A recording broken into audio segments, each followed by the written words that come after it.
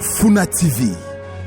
Tola mukaboye mboso na mbata batie kuna na bande kwa union sacrée baza groupe de travail à Félix Tshisekedi ba décider ko tripatuer loi total abo ba kanisi ya maponami bureau par bureau. Funa TV. Comment est que tozana bato ba ko diriger mboka ba irresponsable ba inconséquent, c'est-à-dire que yo moko ko diriger mboka lelo zui pasi na FCC okoki ko kumba mboka to leli mais pona nini nyoso wana parce que maponami leka ki mabe mais bolingi bo sala so maponami mabe bataille des personnes bakaisi ke biso to ko tika bango ba nommer ba député ne Kabila no maki te différence à Kabila na bango ya nini bango to yebi bango to yebani to talana na misu to vanda mesa moko Kabila to yebi ki ete aya ko ya mais bango Kabila to banga ki ete bango nde to ko banga bango. Funa TV. Makambo esalemaki na cour constitutionnelle ezali irrégularité, ezali irrégulier, illégal. Une fois de plus, cour constitutionnelle est allée victime. Il y a ma décision politique et non ma décision de droit. Funa TV. Ezalane leko Kabila, ezalane leko ya Félix Tshisekedi, bango nyonso a décidé ko manipuler justice ndenge ba ko sala na makambo constitutionnel ne ba ko ici ba kaluba ngala za te pona défendre makambo ya ndeko Kabila na ko pesa principe o ba sali wana ya violation. Bon, de toutes les façons ndeko Félix Tshisekedi depuis ça na pouvoir a ko violer la constitution so constitution ya moi si mais na monter ma passe heureusement qu'il y a lika mukanda. Funa TV. Gouverner dans beaucoup. Mon élection indirecte dans beaucoup de bourse de valeur. C'est les mêmes enfants qui gagnent. Élection à corrompu, il y a des corrupteurs na ba corrompu. Oh, batonya sobo comme on a gouverner wana yo qui na ba Congo bosoto. Qui ba vota qui ndeko voter Ramazan. Yo OK président assemblée provinciale. Yo ngai penda ngazana ni pona kota makambo Jean-Claude Mvemba lobité. Kulutu na biso beaucoup la Jean-Claude Mvemba. Avec Funa TV, la chaîne des performances. Pour vos informations, abonnez-vous sur la chaîne YouTube Funa TV. Sur YouTube, Twitter, Instagram. Abonnez-vous sur la chaîne YouTube Funa Télévision. Funa TV, la meilleure chaîne. Funa TV. Tokos. Funa TV. Funa TV. Et c'est le cas avec moi, je suis le président de la République. Je dois accepter les bons points comme les mauvais points. Monsieur a le droit de s'exprimer à partir du moment où une femme parle. Si le plan spirituel, le peuple congolais est assis dans la famille, on a député dans la famille. Qui te ça, qui te va, qui te ça. Maintenant, vous avez dit ça, vous voyez la coco na Vive le Congo! Vive le Congo! Les fusibles ont sauté et vont continuer de sauter. Les pions ont été déplacés. Un nouveau nom a été trouvé, mais le système reste le même. Et avec lui, les calvaires du peuple congolais. Ne soyez pas distraits, chers compatriotes. L'union sacrée n'est rien d'autre que la seconde grossesse du groupe FCC cash.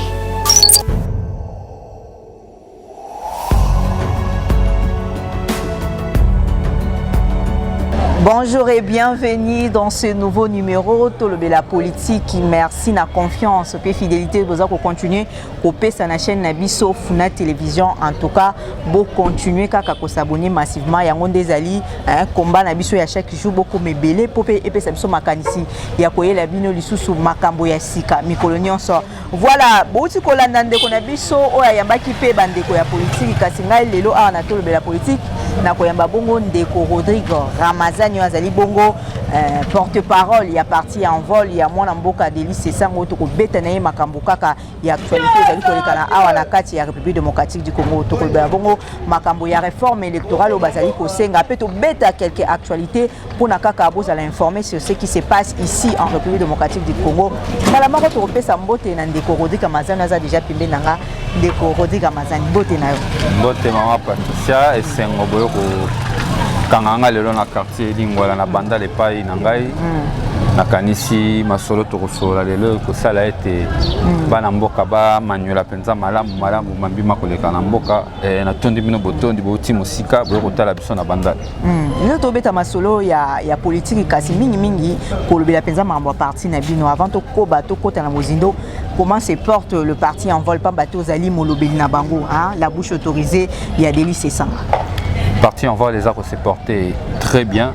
Lelo Envol na makambo ya politique ya mboka to la kisaki nzela to ko continuer ko la kisalo lenge ni makambo mboka sengi ko tambola Pambate parti Envol les ali parti moko avant-gardiste et monaka makambo liboso en tout cas na motuno tuni parti Envol les aki toko makasi koleka kutu ezaki do.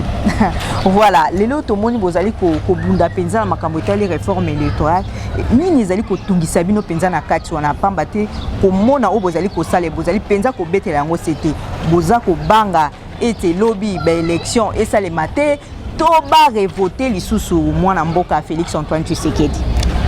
Toza ko bangelo côté. Oh toza ko boyande ezali fraude électorale au Félix Tshisekedi na bande kwa union sacrée baza ko préparer lelo. Baza ko préparer fraude électorale ya monene, baza ko préparer tricherie ya ko sakanate. Ba congolais ba ko ba été Envol na ba jeu 13 to bana ke to ba réforme consensuelle. Côté ba réforme électorale eza ba réforme moko ya buyokani. Borobo sanate ke na mboka o to ebi to kutani na 3 maponami na 2006, na 2011 pe na 2018. Maponami nyonso wana et ces soldats na ba désordre, ba congolais ba kufa ba ike. Nde Envol azwaki likanisi ete makambo maponami esengeli to yokana Pambate loi électorale ezali loi ya gouvernance te. Ezali loi ya arbitrage. Ezali loi ya kokabola bato ba kondongwana. Lokola ezali likambo ko kabola bato ba kondongwana. Lokola ba congolais ba kufa mingi. Pour la première fois na mboka na biso to bisama loi électorale oyo ekosangisa ba congolais le ko kabola bango. Nzamba kumama G13 na Envol basala ki mosala et l'ombe de 10 sanga zaki na kati basala mosala babimisa ki proposition de loi ba ko benga lelo proposition de loi électorale loi Lokondo. Loi Henri Thomas Lokondo paix à son âme. Loi wana sepelisi bato beli. Makambo yaki na kati zaki ya kitoko. Publication ba résultat bureau par bureau. Ba député batika ko cumuler ba candidature. Babo ya ko ba suppléant bana na bango. Élection ya ba gouverneur le kana système ya parrainage. Ba pekisa makambo ba dona air ya ba campagne. Ko kaba kanyaka na air ya campagne. Makambo belé sepelisa ki ba congolais Pambate zaki na 18 innovation. J'ai très à présenter loi. Loi n'a pas déclaré en gros recevable. Et c'est là qu'il y a la PAJ pour que la PAJ débat ça entre les auteurs et la loi. N'a pas tout le monde ça peut explication là-bas. Tout là la mukabo bosso na mbata au batie kuna na bande kwa union sacrée basa groupe de travail à Félix Tshisekedi ba décider ko tripatuer loi. Total abo ici ya maponami bureau par bureau. Balongoli yango. Oui maponami bureau par bureau zana tinani. Et kopeso ba benga ka traçabilité à ba résultat. Tout ça le roi en France, maman ndenge ça le rappelle na Sénégal, na ba Ghana, élection ça mis à 19h. Hollande na 20h. Déjà bon en attendant sa élection publication provisoire. Ndeko Rodé Ramazani to bosana te que to tu collection moi mikakatano moi ebelé Covid-19 et tungisa ki biso peut-être bango baza ko mona ki bazana ba moyen wana te yango ba préférer que basala par rapport ndenge bango ba kokokela. Non, ezali kambo ba moyen te maman Patricia. Ezali kambo ya bandoki, ezali kambo ba vampire, bango balinga makile tanga na mboka sima ba zo raison. Ba comprendre ma commune singeli salem parce que bango pe ba lobby car les publication bureau par bureau mais bazongi si tricherie ni biso to linga ki na publication bureau par bureau to lo ba ki ba centre de compilation o ezala ba centre de complication et pas wa pesa soto si ko voter ba zui ba résultat nso ba ki na centre de compilation bango de ba bimisa ba résultat or na centre de compilation de to yebi kuna de tricherie salem donc ba ni ko dépouiller ba ko tricher biso to bité bolonga ba centre de compilation na ya ba centre de tricherie et singeli ce qui to si ko voter ndaki sur na bandala ceux qui na bureau ya Joyeux Lutin bato basilisi ko voter mbala moko kaka wana na bureau bato bureau basali ni ba publier résultat lokola peut kozala na moi et kozala élection mi électronique mi manuel to koloba ete tant bosisi ko voter ba résultat na ba transférer mbala moko na site internet à Seni comme ça congolais nyonso et pas mi soali akoyeba ke na bandalungu résultat na bureau bozali on a des fraudes Rosalate parce que to ba traçabilité na transparence ya ba résultat et tout ma vérité de sur Rosalate mais bango le roni ba sali babité oh c'est ça ngala ba G13 va proposer ezali le ko bloquer biso to changer mécanisme to ko tsabondo na kati bondoki yani balobi ceux qui to sisi ko voter na centre de vote ma pas ko ba bureau de par bureau mais congolais ba comprendre nga to sisi ko voter na ba centre de na ba bureau de vote. Résultat, on a un centre de complications, un centre de compilation, tripatuer résultat, on a sous résultat, on a zongi si on a séné kadima na toto. Bato IDPS wana ba juste ko ba résultat manuel na ba résultat électronique ba comparer so ba moniki Ramazani alobaka mingi muto asesanga toninga kete ba katinga ba voix ba pesi mutu na bango qu'il a déjà libéré exemple ba pesi mutu na bango ya IDPS so bango ba lingi wana ale ba juste ko ba résultat wana compi o bango ba zu na niveau et pas ya kadima na toto nde ba zongi seli ba bureau de vote ba epsi bango siko ya bino siko bo publier bureau par bureau omoni ndenge nini nyamu pola nini ba koluka kaka ba tchani nyamu bacha tricherie pona nini ondo siko soki combat la bino esimbité plan B na bino kozala nini parce que oyebi que bango baza déterminé comment na ndenge bango bazali kosala siko faut bozana plan B moko pamba te kala mingi te toza ko tendre vers 2023 omoni makamwa maponami loi électorale o biso to sala ki pona ba politicien te to sala ki pour une fois to ba to sala réforme za à l'intérêt à peuple pour que ba vote au peuple a ko voter et respecter yango pour être motonio soit comme un résultat à tout ça yango biso to salaki loi électorale wana mais malheureusement maman bango balobi te ba ko to sa peuple te po ba pena tina peuple on ba to sa bango te balobi bango ba ko fina population de ba même tripatouillage alors le quoi la bango ba beaucoup respecter droit ya peuple conséquence logique des années peuple faut récupérer makamona maboko. Parce que comme ça, on a une histoire en 2015. Kabila Tchara Teti, donc honorable c'est ça a retiré loi électorale. Kabila Tchara Moutoumakassine en 2015. Tout ça, l'événement le 16, le 17, le 18. Oh, qui est quoi de la qui suis exact, c'est pour changer ma cam. Balongo la conditionnalité à l'élection, l'organisation, c'est recensement. On a permettre à Kabila glisser ma casse. Hollandi, Yamoto, pour sa peuple, les attentes, on a bango débatté les mabala. Oh, les asiko, ah, les asiko, ma politicien. Il n'est pas encore trop tard. Peuple siko ne il faut kabola ba politicien peuple il faut bimana balabala peuple ça ne ko Félix Tshisekedi na bande ko na ba tika fo de électoral ba peuple na balabala parce que tu vas une moko ka abandai ko koka ko bimisa peuple na balabala les qui parti à IDPS est-ce que bino ko koka ko bimisa peuple na balabala mais maman Patricia na uto betelo histoire ah 2015 les 16 les 17 les 18 IDPS ça rate il est presque tout à makamwane qui paraît pour ça na bolingo na Kabila ba ko ça on a Ibizana Venus ba ba négociation ba ko ça on a Ibizana Venus et pas yo bazako ko luka ko pesa Kabila ba chèque blanc tout ça biso mona balabala na peuple a ya mututé biso peuple na za biso te mais cause o neto ko bindela les a cause ya population za cause ya peuple yango wana peuple a kozala na balabala elongo na biso to kosala misala ya sensibilisation mokola lelonga moko na intérêt parce que na kiti pe na kosala sensibilisation pour population comprendre makamoni biso leka pour ceux qui to tiki boy peuple congolais le bero la sous passe oyebi tant que question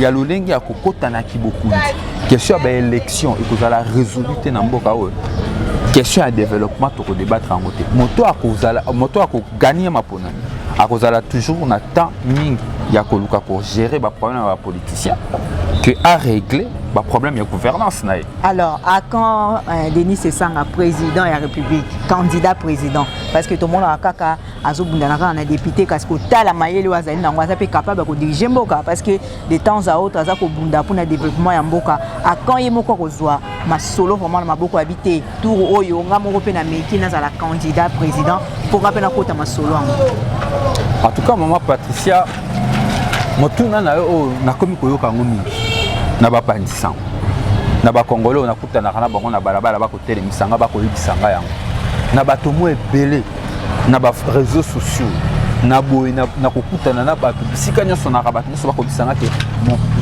elombe mobali wana mokolo nya komema charge wana ngwenda kende nango mais ezali na comment qu'on comprendre que ezali posa ya ba congolais ba comme na posa ya komona esika wana peut-être parce qu'il parle trop ba congolais te ba Congolais ba remarquer na différence peut-être na ba susu. Mais siko moni likambo candidature ezali likambo ya moto yemo. Ezali ya volonté ya moto. Ezali likambo ya obalwa na lopoto ya autonomie de la volonté, ezali subjectif et talibé yemo. Ngai awa na ko battre mo colonie parce que pas la bête ninga lisolo en côté mais ngana zo kande ba Congolais mingi ba kolobango. Mais d'ailleurs na nzela ya caméra na yotika ete na remercier ba Congolais ba ko kanisa bongo qui mo konzi a parti na ngai qui est leader na ngai akoki pe ko kumba mboka o. Déjà so bazana likanisho en tout cas ba Congolais bisika boali matondi mingi na likanisho bozana ngo mais kasi ko senga na biso totika nde lombe mobali yemoko assez déterminé. Mokolo ya komona ki ali prêt ya makambo. Parce que la kapembe na ye ndengo tanga kai au santa kate ki besoin un jour et ko bota manto ndenge nini. Azali quand même moto azali ko azana ba ambition. Et puis azana likanisi moko pona Congo. Azana makanisi, mayele ezali. Soko tourner likambo ko pesa onzela, soko tourner problème ko l'action eli likambo na sengile tambol. Et puis ba rero ba gouvernance sur nyonso ba sala ba Kabila ba Tshisekedi na ba rero nyonso ba sala ba cour oyo na ba cour constitutionnel, ba rero nyonso ba Tshisekedi ba sala. C'est ça ngaso ngisaka bango na nzela. Mokili mobimbe ye bien. En tout cas, na roki ko lobaki, ngata on atala kae. Ngai pe na ko la ba Congolais nyonso na mona kake. Azali penza na profil wa. Mais le kola ye moko mama Patricia nana se prononcé nana alobi eloko te ezali pe moi pasi ngana luba na place na ye mais ba Congolais pena ba kokanisa yango matombi mingi pona bango na tondi bango botombi toko continuer ko bunda toko tala ndenge nini makambo yango kokumbama na nzela ya mboka. Voilà, to clôturer na makambo etali parti en vol na moni bozali ko bongisa milulu moko samedi oyo comprendre eza pona nini na temps oyo boye bobimi déjà moi ba sortie médiatique eza moi mingi surtout na makambo etali loi électorale bozali ko senga les 21 nini parti en vol et eza ko bengisa population kinoise pa mbate tozana na Kinshasa poto ba congolaise te.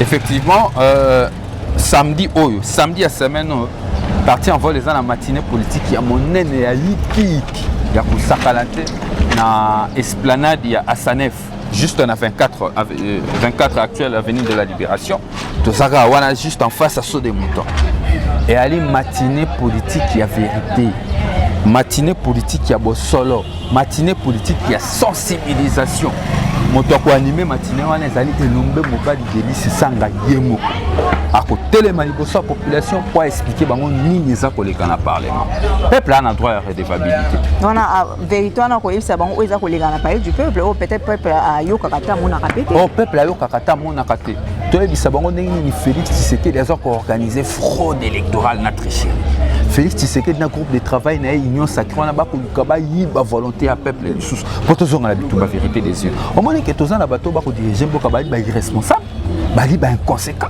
c'est-à-dire que yo moko oko diriger mboka lelo zui pasi na FCC okoki kokumba mboka to lelo mais pona nini nyonso wana parce que mapona meleka ki mabe mais bolingi bo sala so mapona mi mabe batayi de perso bakaisi ke biso to kotika bango ba nomé ba député ndé Kabila nomaki te différence à Kabila na bango ya nini bango to yebi bango to yebani to talana na miso to vanda mesa moko Kabila to yebi ki ete aya ko ya mais bango Kabila to banga ki ete bango nde to banga bango bako kosana mboko ya limu kasi ba changer stratégie omoni mboko et ali héritage ya moto te tata ya moto te mama ya moto te bat atikela moto héritage comme on a au Congo ali ya ba congolais lokola bango ba décider ko défier peuple ba ko défier peuple mais biso d'abord le 23 biso d'abord samedi toza bon na milulu sakanate na Asanef na bengi ba congolais ba iki ba epipai na bipai bali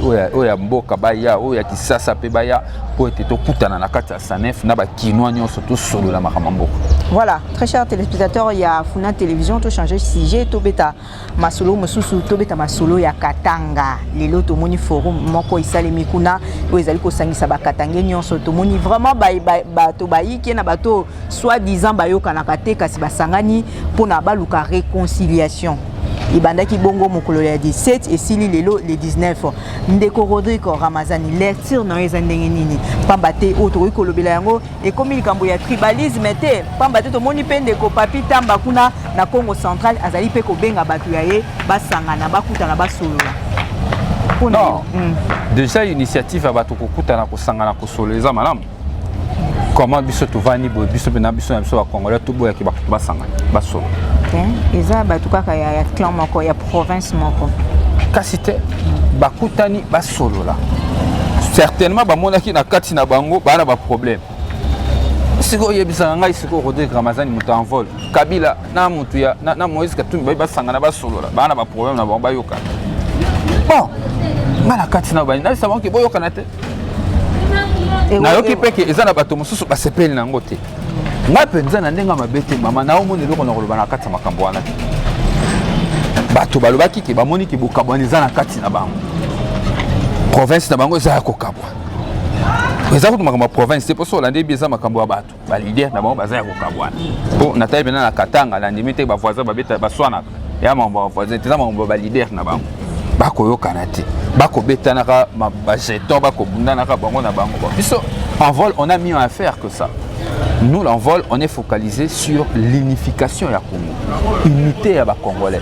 Biso qu'on envol tu ratana posa ozana ba koyeba origine na ezanini. O ngana mwana ba Congo na mwana Katanga na mwana te to ba Congolais. Bon, biso envol ils ont intéressé biso ko unifier mboka, ko sangisa ba Congolais, ko sangisa bango na etuduku moko poete Congo za makasi.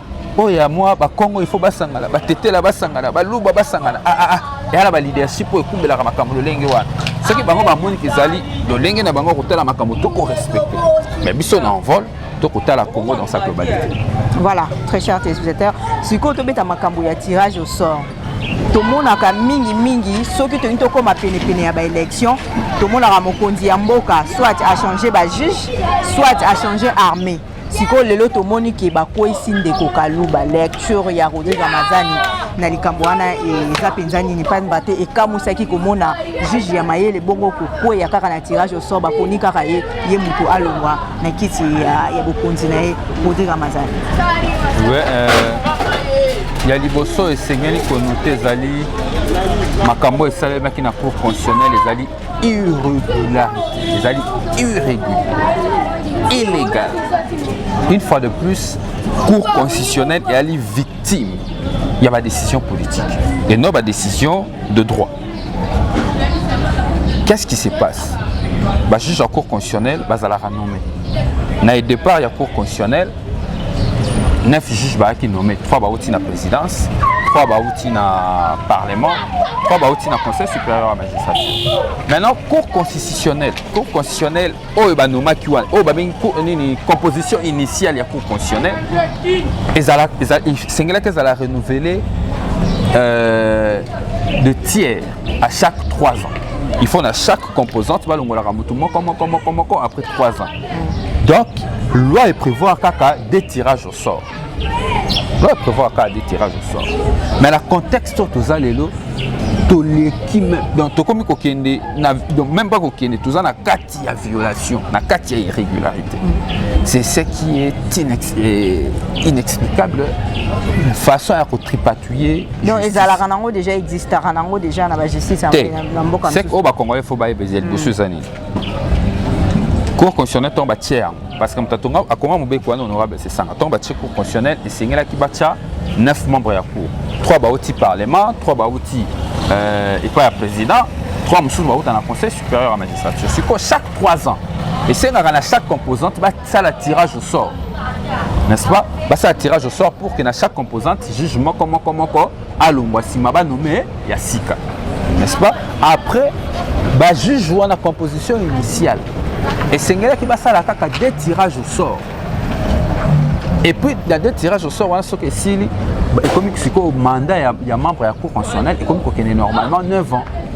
Mais malheureusement, ils ont l'année Kabila. Et ils ont l'année Félix Tshisekedi. On a décidé de manipuler la justice. Ils ont décidé de la Cour constitutionnelle. Ils ont décidé de défendre sa principe.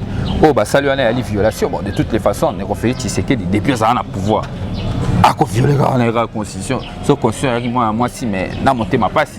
Heureusement qu'il y a le cas à Mokanda.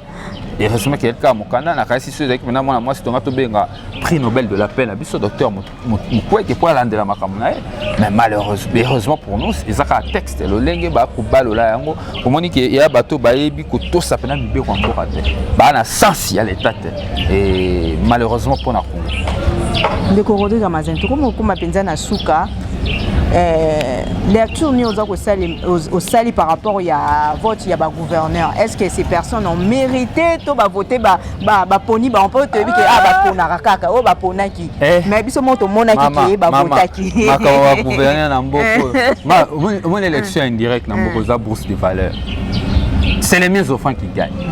Élection ba corrompu ya ba corrupteur na ba corrompu. Oh, batonya sobo komona ba gouverneur wana yo ki na ba Congo bosoto ke ba vota ki ndeko Rodrigue Ramazani yo ki président assemblée provinciale yo ngai penda ngazana ni pona kota makambo Jean-Claude Mvouemba alobi te kulutu na biso bokulaka Jean-Claude Mvouemba avec ba ki otika makaso zaki makaso aboya ki yango abi likasu ndazwaki après avoir collé à likasu bapesaki a dévoilé secret alobi ke likasu bapesaki azwaki Dio Mindonga la kuna pas sidiki certainement pas misaki mosolo bangboli yango et puis ba epsinga les que na ba Congo na ba député professeur après élection tout la musia ça pour bali ba mbongo ba bazonga sous plénière peu bazonga sous plénière donc mais la personne qui a été votée to yebiete aza mutu moko ya sikaso peut-être ezaki bato to yeba wana ngala yebite oh ngala yebika ki ba élection ba gouverneur wana na ba sénateur na mboko eza élection ba corrompu na ba corrupteur l'électeur bazate ba corrompu na ba corrupteur yo kasi na mon élection indirecte na mboko mutu menda ki ko voter en âme et conscience azali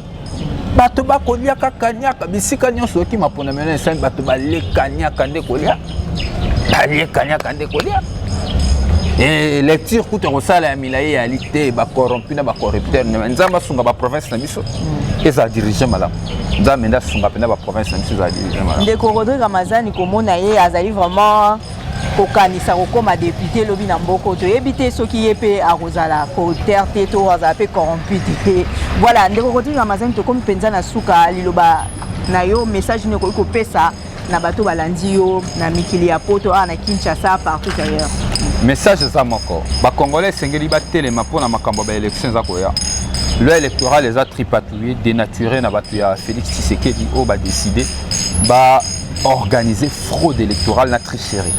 Alors, Congolais surtout a conscience de le long de sengeli to telema to bouy pour que makanisio na bondo qui a Félix Tshisekedi na batonaye et les kate et ko zongi samboka sima bali bato ba na posa ya bonheur à Congolais te yangwana to ko benga bango ba ya ebele samedi oyo na Sanef et pas yo api mokonzi a parti na biso ko twa maloba a relaxanzela ni sengeni mboka mbatola. Merci de Rodrigue Ramazani de ondima ki invitation na biso merci pe na ba téléspectateurs nyonso ya Funa télévision denga na misana koloba beau continuer pour s'abonner massivement tokutani prochainement avec un nouveau numéro surtout un nouveau invité bye bye. Et c'est le cas avec moi, je suis le président de la République, je dois accepter les bons points comme les mauvais points. Monsieur a le droit de s'exprimer à partir du moment où une femme parle. Sur le plan spirituel, le peuple congolais est assis de la famille. On y a député la famille assis. Qui te ça, qui te va, qui te ça. Maintenant, pour t'as dit ça, pour voir la vapote qu'on a dit. Vive le Congo! Vive le Congo! Les fusibles ont sauté et vont continuer de sauter. Les pions ont été déplacés. Un nouveau nom a été trouvé, mais le système reste le même. Et avec lui, les calvaires du peuple congolais. Ne soyez pas distraits, chers compatriotes. L'union sacrée n'est rien d'autre que la seconde grossesse du groupe FCC Cash.